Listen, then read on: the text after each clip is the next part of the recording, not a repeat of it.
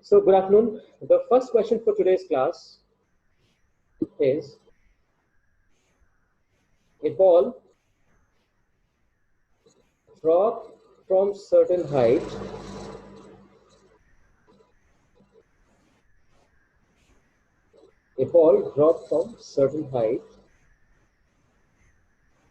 covers 40 meter in last second. Okay? A ball dropped from certain height covers 40 meter in last second. Find the total height.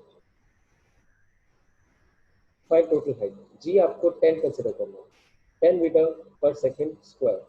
I give you a time of not more than 1 minute for this question. So get going. Come on. So you can see when it is dropped, u becomes equal to 0. And now, as it comes down, let us consider downward to be positive, as is clear, right? They say that it covers 40 meters in last 1 second. Let us consider that it falls through a height h and the time taken is t. You can see the cursor, right? Now, using the second equation, s is equal to ut plus half at square, the total displacement h becomes equal to half of 10 into t square, which gives me h is equal to 5t square. You can see that, okay? Now I move on to the condition given for last 1 second. So the tth second, how much distance has been covered? 40 meters. So using Sn is equal to u plus a by 2 2n minus 1, I write 40 is equal to 10 by 2. A by 2 is 10 by 2, 2t minus 1. So that gives me 2t minus 1 is equal to 8, 2t is equal to 9, t is equal to 9 by 2 second. I substitute it back in this equation. H is equal to 5t square. So 9 by 2 का square हो गया 81 by 4. So 5 1s are 5, 5 8s are 40 by 4. 101.25 meters. This should be the answer. Right? If anybody has any kind of doubt, can raise hand. So I would try to do questions this way in today's class. Yep. So let me see like who is participating how well. If you ask my first reaction, I always want to have believe in my students. उन्होंने सीखा है वो करके दिखाएंगे. थोड़ा बहुत सही गलत से बिल्कुल मत घबराया करो. सॉल्व करो और मुझे बताओ. ठीक है? I'm moving on to the next question now.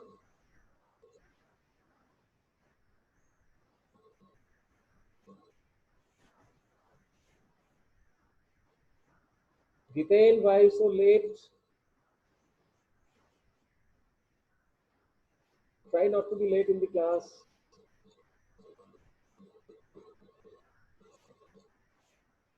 So, second question for today.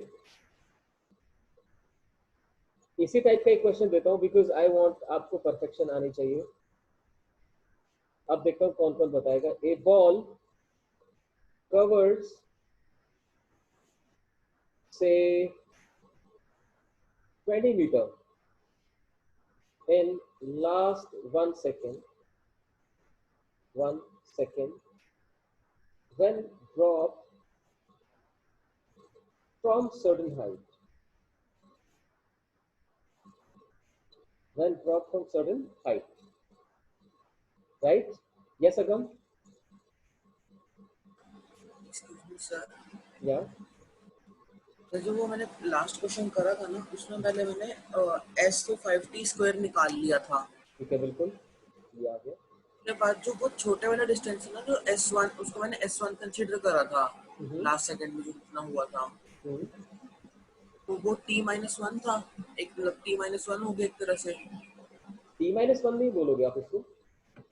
t-1 में तो h-40 होगा अगर आप लिखना चाहते हो ना. 40 तो लास्ट 1 सेकंड में हुआ. तो अगर आप लिखोगे h-40 that is equal to half of 10 into t-1 square. बिल्कुल ये इक्वेशन बन सकती है. बना सकते हो. Yes sir. ठीक है नो प्रॉब्लम. बट इजी कौन सी है आप खुद देखो कौन सी इजी है. सर साहब ने कहा. हाँ तो बस यही सिखाना होता है मैंने आपको. तो नेक्स्ट टाइम से एक्चुअली सी देखो we are not to fight with the questions. We have to solve them as easy as possible.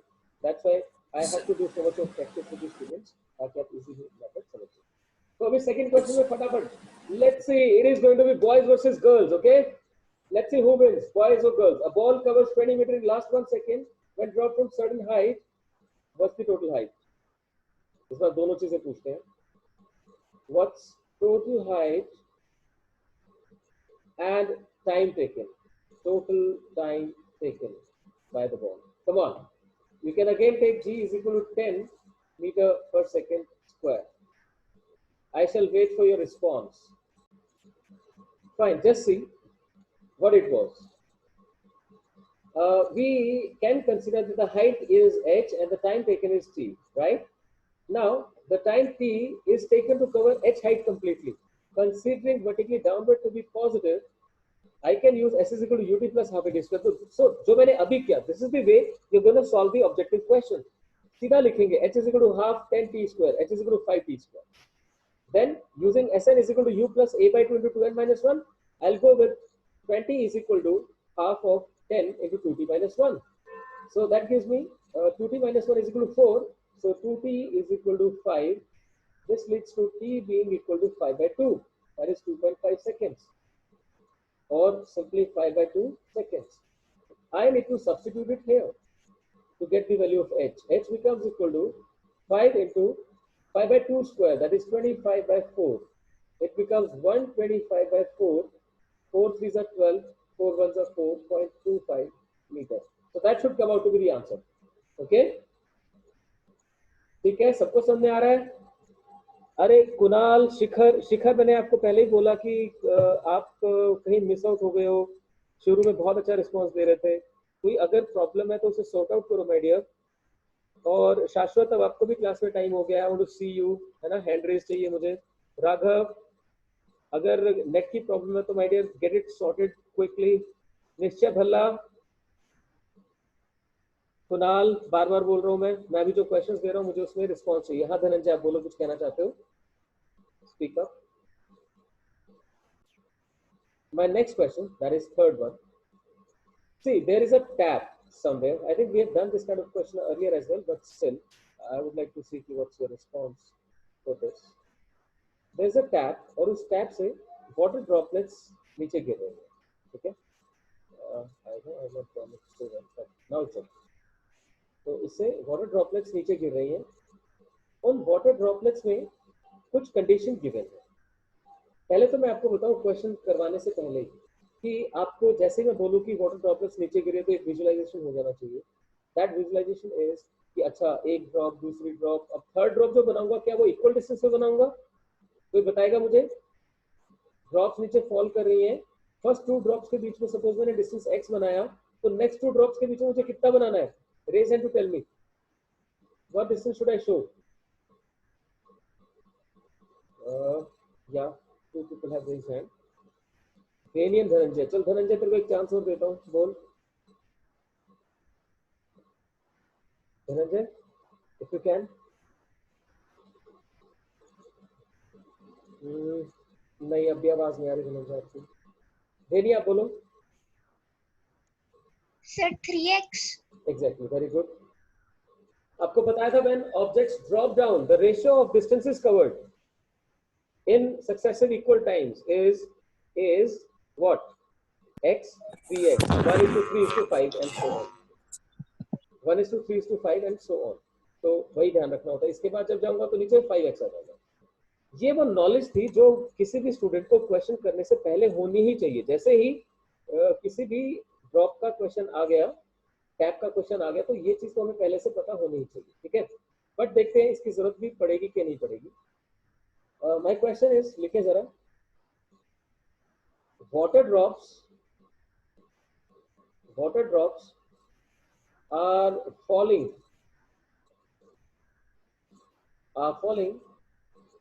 from a tap at regular intervals of time. At regular interval of time. ठीक है, at regular interval of time. अब कहता है fifth drop just leaves drop just leaves the tap when first drop hits ground. Hits ground. Sorry. Fifth drop just leaves the tap when first drop hits the ground. Ground at a distance of, ये distance हम consider कर लेते हैं 20 metre का, 20 metre. ठीक है, question clear हुआ? Water drops are falling from a tap at regular interval of time.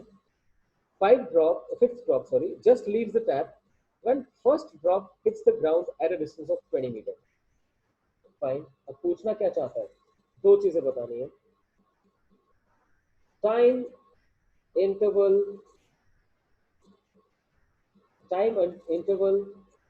between two consecutive drops. Between two consecutive drops. ये बताना है एक तो, और सेकेंड आपको बताना है height of third drop from ground. Right, this is the question for you. आप इसको एकदम क्लास समझ के और प्रॉपर सॉल्व करके बताएंगे मुझे. Water drops are falling from a tap at regular interval of time. Fifth drop just leaves the tap and first drop hits the ground, which is at a distance of 20 meter. Time interval between two consecutive drops कितना है वो बताएंगे, और height of third drop from the ground बताएंगे इसी moment के ऊपर. करे शाबाश. See, this is the solution for the question. आप पहले इस जगह पे देखिए, लेफ्ट ऑफ द स्क्रीन के ऊपर इधर देखिए. ये देखिए, suppose fifth drop is just about to come out. उसके नीचे फोर्थ होगी, फिर थर्ड होगी, फिर सेकंड होगी, फिर फर्स्ट होगी. ऑब्वियसली इनके जो डिस्टेंसेस होंगे वो इक्वल नहीं होंगे, बट यहाँ से मैं एक चीज आपको समझाना चाहता हूँ कि टाइम इंटरवल्स कितने बनेंगे. एक टाइम इंटरवल 5 और 4 के बीच में बनेगा, एक 4 और 3 के बीच में, 3 और 2 के बीच में, 2 और 1 के बीच में. तो रेड से मैंने शो किया कितने टाइम इंटरवल्स बनेंगे, 4 टाइम इंटरवल्स बनेंगे. पहली चीज तो ये क्लियर होनी चाहिए. अब चलता हूँ आगे. यहाँ पर हाइट कितने की मैंने, 20 metre. Let the first drop takes time t to reach the ground, obviously. So s is equal to ut plus half at square. U बन गया 0, s कितना है 20. So s is equal to half a t square. a की value हम 10 use कर रहे हैं बार बार. So 20 is equal to 5 t square. T square is equal to 4 आ गया. T comes out to be 2 seconds. I hope you can now easily understand. T 2 seconds आ गया, तो उसके बाद देखना था there are 4 intervals. So 2 by 4 is 1 by 2. So time interval is 1 by 2 seconds or 0.5 second. That's it. यहाँ तक का part ये बन जाएगा. अब क्या निकालनी है, हाइट. हाँ मैंने अपने हैंड रेस किया था, अगर हाइट फाइंड करनी है तो बता सकती हैं. Sir 15 metre. Okay, as per her it comes out to be 15 metre. हम भी सॉल्व करके देखते हैं कैसे सॉल्व करें. यहाँ देखो जरा ध्यान से, लेफ्ट ऑफ द स्क्रीन के ऊपर आप देख पा रहे हैं कि फर्स्ट यहाँ तक पहुंच चुका, थर्ड यहाँ पर. अगर फर्स्ट को देखो तो वो कितनी देर गिरा है, 1 2 3 4 सेकेंड्स, और थर्ड कितनी देर गिरा है, 2 सेकेंड. तो आप क्या कर सकते हैं, थर्ड ने 2 सेकेंड्स में जो डिस्टेंस कवर किया उसे टोटल हाइट में से सब्ट्रैक्ट कर देते हैं. That will be the height of third drop. So लिखिए जरा मेरे साथ साथ, करिए जरा मेरे साथ साथ. डिस्टेंस कवर्ड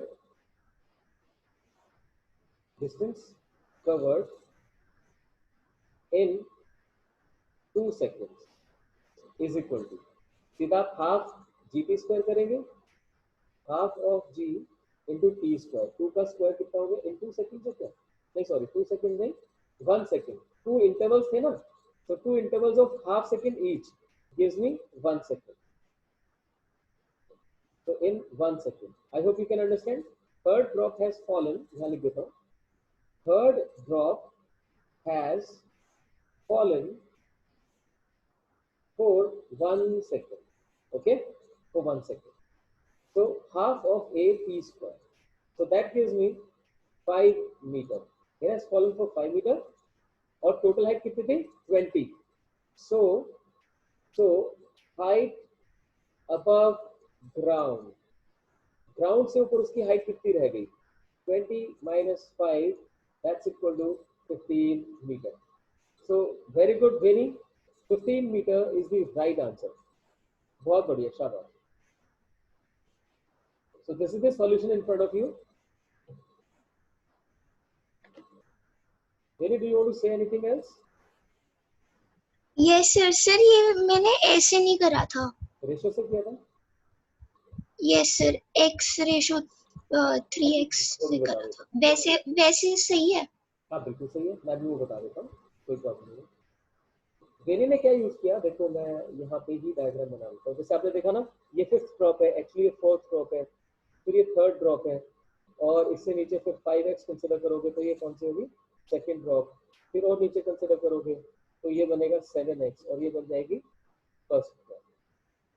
यही किया ना वेनी? तो अब यहाँ पे देखो 7 + 5 कितना हो गया, 12x. तो जो 3rd की हाइट बन रही है यहाँ ग्राउंड से, वो बन रही है 12x. 3rd की हाइट बन रही है 12x, और टोटल हाइट कितनी बन रही है, 7 + 5 is 12 + 3 is 15 + 1 is 16.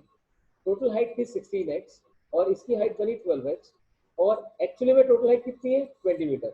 आता है ना आप लोगों को रेशियो प्रोपोर्शन, कि अगर मैं टोटल हाइट को x की फॉर्म में देखूं तो वो 16x बन जाती है. आउट ऑफ 16x 3rd कितनी हाइट पे है, 12x के ऊपर है. तो 12x/16 × 20, यहाँ से आप इजीली सॉल्व कर सकते हैं.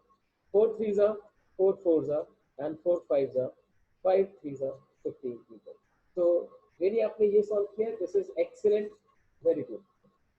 अदरवाइज भी देखो, जिसको वो रेशियो प्रोपोर्शन ज्यादा अच्छे से समझ में नहीं आता है, प्रॉब्लमेटिक लगता है, तो वो ये वाला मेथड कर सकता है, इजी है. कि भाई 3rd drop has fallen for 2 intervals, that is 1 second. So 1 second में कितनी हाइट कवर कर ली, उसने कवर किया 5 मीटर. तो ग्राउंड से कितनी हाइट पे है, 20 - 5, दैट इज 15 मीटर. ठीक है. See, all of you must listen. I am expecting a little better response from you. आप लोग करें अच्छे से, थोड़ा सा और इनपुट डालिए प्लीज. अभी मैं एक बहुत ही आसान और बहुत ही इंपॉर्टेंट क्वेश्चन पूछने जा रहा हूँ आपसे.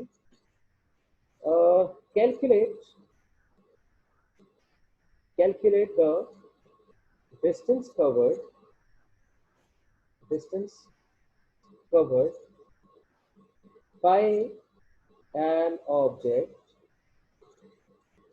thrown upwards with 10 meter per second. 10 की वजह इसको 20 कर देते, 20 meter per second. Calculate the distance covered by an object thrown upward with 20 meter per second during last second of upward journey. Last second of upward journey. बताएं शाबाश. I shall wait for you. An object has been thrown upward with 20 meter per second. What is the distance covered by it during last 1 second of upward journey? You can take g as 10 meter per second square. ठीक है. Last 2 days से मैं आपको बता रहा हूँ, आपको questions में अपना इनपुट डालना पड़ेगा. डाउट्स आए तो भी घबराना नहीं है, I am there for you, but try to put your best effort. बाद में ये नहीं लगना चाहिए कि मैं ये भी कर सकता था. Okay, just do that. I shall wait. So my dear students, just look at it. मैं इसको एक बहुत ही सिंपल कॉन्सेप्ट से सॉल्व करवाता हूँ. देखिए जरा, अगर आप किसी भी ऑब्जेक्ट को ऊपर की तरफ थ्रो करते हैं तो वो लास्ट 1 सेकंड में जितना ऊपर गया होगा, ध्यान देना, लास्ट 1 सेकंड में जितना ऊपर गया होगा, अगर उसे उस हाइट से ड्रॉप किया जाता तो फर्स्ट 1 सेकंड में क्या उतना ही नीचे नहीं आता? तो उसके लिए मैंने कॉन्सेप्ट लिखा है, देखें. It simply says last 1 second of upward motion is same as first 1 second of downward motion. Are you okay with this? Last 1 second of upward motion will be exactly same as first 1 second of downward motion. If anybody has any kind of problem, can raise hand. Otherwise, मेरा question बहुत ही आसान हो गया.